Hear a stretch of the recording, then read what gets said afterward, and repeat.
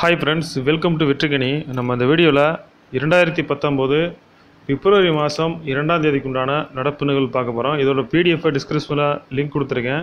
டேரெக்டாக போய் டவுன்லோட் பண்ணிக்கங்க. வீடியோக்குள்ளே போகிறதுக்கு முன்னாடி நான் ஒரு 5 கேள்வி கேட்குறேன். 5 கேள்வி ரொம்ப முக்கியமான கேள்வி. இதுக்கு ஆன்சர் தெரிஞ்சால் நீங்கள் மறக்காமல் கமெண்ட் பாக்ஸில் கமெண்ட் பண்ணுங்கள். முதல் கேள்வி, அதாவது சூப்பர் உமன் என்று அழைக்கப்படும் யார் அண்மையில் யுனிசெஃப் உலக நல்லெண்ண தூதராக நியமனம் செய்யப்பட்டார்? சூப்பர் உமன் என்று அழைக்கப்படும் யார் யுனிசெஃப் உலக நல்லெண்ண தூதராக அண்மையில் நியமனம் செய்யப்பட்டார்? அதுக்கடுத்து இரண்டாவது கேள்வி,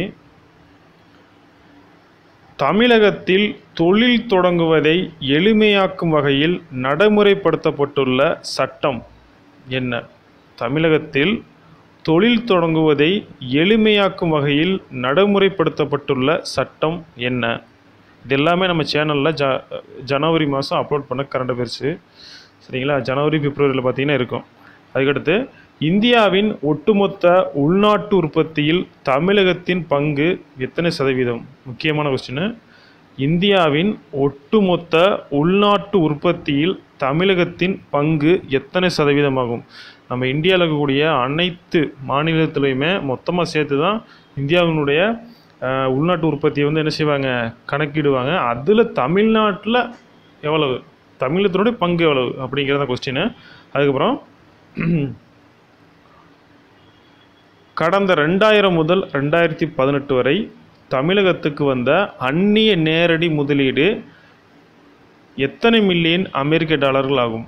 கடந்த 2000 முதல் 2018 வரை தமிழகத்துக்கு வந்த அந்நிய நேரடி முதலீடு எத்தனை மில்லியன் டாலர்கள் ஆகும்? இதுக்கு ஆன்சர் தெரிஞ்சால் கமெண்ட் பாக்ஸில் கமெண்ட் பண்ணுங்கள். இப்படி ஆன்சர் தெரில அப்படின்னா நம்மளுடைய யூடியூப் வீடியோஸை தொடர்ந்து ஃபாலோ பண்ணுங்கள். இதுக்கு உண்டான ஆன்சரை 3ஆம் தேதிக்கு உண்டான கரண்ட் அஃபேர்ஸில் நான் சொல்கிறேன். ஓகேங்களா?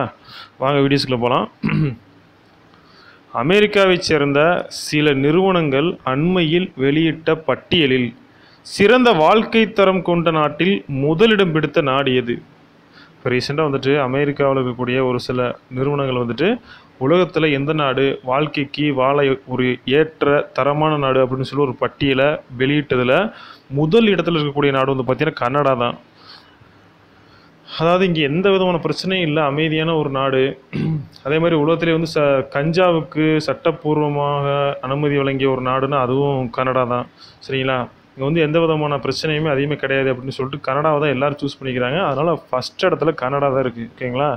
அதுக்கடுத்து இரண்டாவது கொஸ்டின், முன்னாள் முதல்வர் ஜெயலலிதா கடந்த 2014 டிரான்ஸ்டன் என்ற அமைப்பு தொடங்கப்பட்டது. அதாவது முன்னாள் முதலமைச்சர் ஜெயலலிதானால நம்மளுடைய தமிழகத்தில் 2014 டிரான்ஸ்டான் என்ற அமைப்பு தொடங்கப்பட்டது. இதில் கடந்த 4 ஆண்டுகளில் எத்தனை பேரிடமிருந்து 7094 உடல் உறுப்புகள் தானமாக பெறப்பட்டன? முன்னாள் முதல்வர் ஜெயலலிதாவால் கடந்த 2014 டிரான்ஸ்டான் என்ற அமைப்பு தொடங்கப்பட்டது. இதில் கடந்த 4 ஆண்டுகளில் எத்தனை பேரிடமிருந்து 7094 உடல் உறுப்புகள் தானமாக பெறப்பட்டன? 1225. ஆப்ஷன் ஏயில் இருக்கக்கூடிய 1225. அதுக்கடுத்து, பிப்ரவரி 2 ஐசிசி வெளியிட்ட மகளிர் ஒருநாள் கிரிக்கெட் போட்டிக்கான பேட்டிங் தரவரிசை பட்டியலில் முதலிடத்தில் உள்ளவர் யார்? உங்களுக்கு ஆப்ஷனை பார்த்தோன்னு நினச்சிருப்பீங்க சிஇடி கிடையாது அப்படின்னு. ஆமாம், கண்டிப்பாக கிடையாது. அதே நேரத்தில் இந்த கொஸ்டின் இப்போ எக்ஸாமில் ஏதாவது ஒரு எக்ஸாமில் வச்சாங்கன்னா எல்லாருமே மித்தாலி ராஜ் தான் நான் போடுவீங்க. ஏன்னா மித்தாலி ராஜ் தான் லேடிஸ்லேயும் அதிக ரன் குவிப்பில் ஃபஸ்ட் இடத்துல இருக்காங்க. அதே மாதிரி 200 ஒரு நாள் போட்டி விளையாடினதுலேயும் இவங்க தான் இருக்காங்க அதிகமாக. 200 ஒரு நாள் போட்டி. சரிங்களா? ஆனால் ஐசிசி பிப்ரவரி 2 அன்னைக்கு வெளியிட்ட மகளிர் ஒரு நாள் கிரிக்கெட் போட்டிக்கான தரவரிசை பட்டியலில் ஸ்மிருதி மந்தனா தான் ஃபஸ்ட் இடத்துல இருக்காங்க. சரிங்களா? இவங்க தான் ஸ்மிருதி மந்தனா தான் முதல் இடத்துல இருக்கிறாங்க. அதுக்கடுத்து 4வது கொஸ்டின், மதுரையில் ஜல்லிக்கட்டு வன்முறை தொடர்பான விசாரணை செய்ய யாருடைய தலைமையில் குழு அமைக்கப்பட்டு அறிக்கை 4 மாதங்களில் தாக்கல் செய்யப்பட உள்ளது? மதுரையில் ஜல்லிக்கட்டு வன்முறை தொடர்பான விசாரணை செய்ய யாருடைய தலைமையில் குழு அமைக்கப்பட்டு அறிக்கை 4 மாதங்களில் தாக்கல் செய்யப்பட உள்ளது? இதற்கான விடை ராஜேஸ்வரன். ஆப்ஷன் ஏயில் இருக்கக்கூடிய ராஜேஸ்வரன் தான் இதற்கான விடை. அதுக்கடுத்து 2017 to 2018க்கான மொத்த உள்நாட்டு உற்பத்தியின் வளர்ச்சி விகிதம் 6.7%இலிருந்து மத்திய அரசானது எத்தனை சதவிகிதம் உயர்த்தியுள்ளது?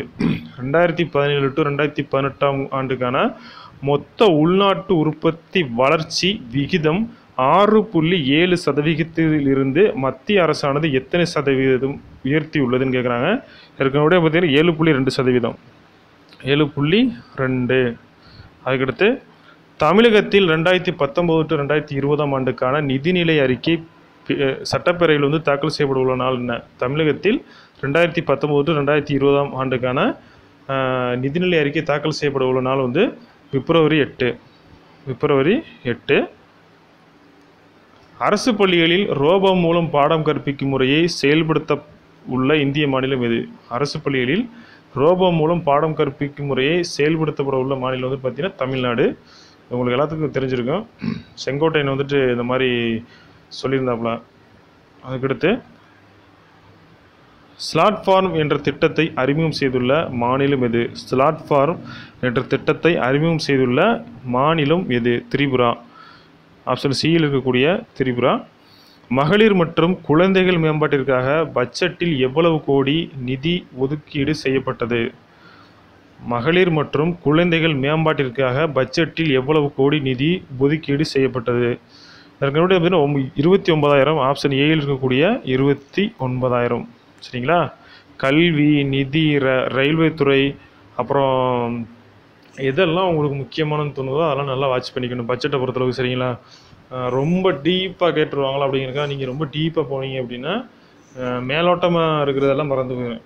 அதனால் பேசிக்காக கல்விக்காக, பெண்களுக்காக, பாதுகாப்பு துறைக்காக, ரயில்வே துறைக்காக, இந்த மாதிரி விஷயத்துக்கெலாம் எவ்வளவு கோடி ஒதுக்குனாங்கன்ற ஒரு பேசிக்காக நீங்கள் ஒரு டிக் பண்ணி வச்சுக்கோங்க. ஒரு அன்லைன் மாதிரி நீங்கள் பாடக்குறிப்பு மாதிரி நீங்கள் ஒரு இதில் வந்து எடுத்து வச்சிட்டிங்க அப்படின்னா அது எக்ஸாம் போகும்போது லைடாடி பார்த்துட்டு போனீங்கன்னா உங்களுக்கு ரொம்ப ஈஸியாக இருக்கும். அதே மாதிரி எதெல்லாம் உங்களுக்கு மனப்படமே ஆக மாட்டேங்குது அதெல்லாம் நீங்கள் வந்து அடிக்கடி கண்ணில் பார்த்துட்டு இருந்தீங்கன்னா மைண்டில் நிற்கும்.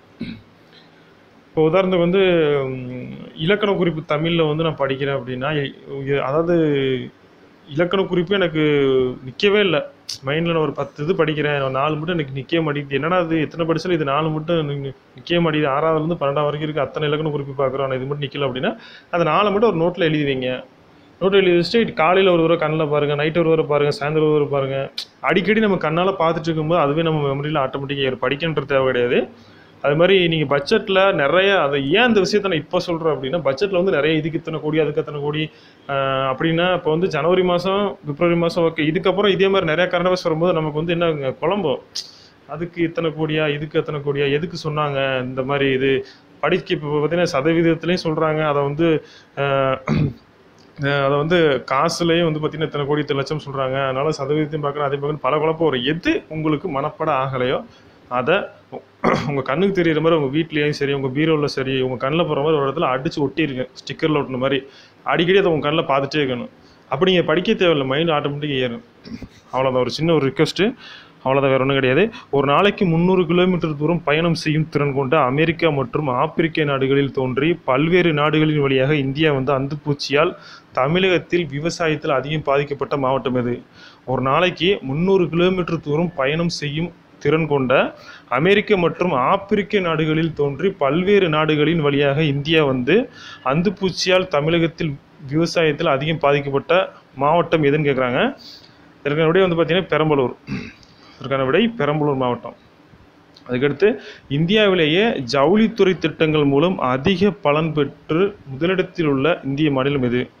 இந்தியாவிலேயே ஜவுளித்துறை திட்டங்கள் மூலம் அதிக பலன் பெற்று முதலிடத்தில் உள்ள இந்திய மாநிலம் எது? இதற்கான விடை வந்து பார்த்தீங்கன்னா தமிழகம்.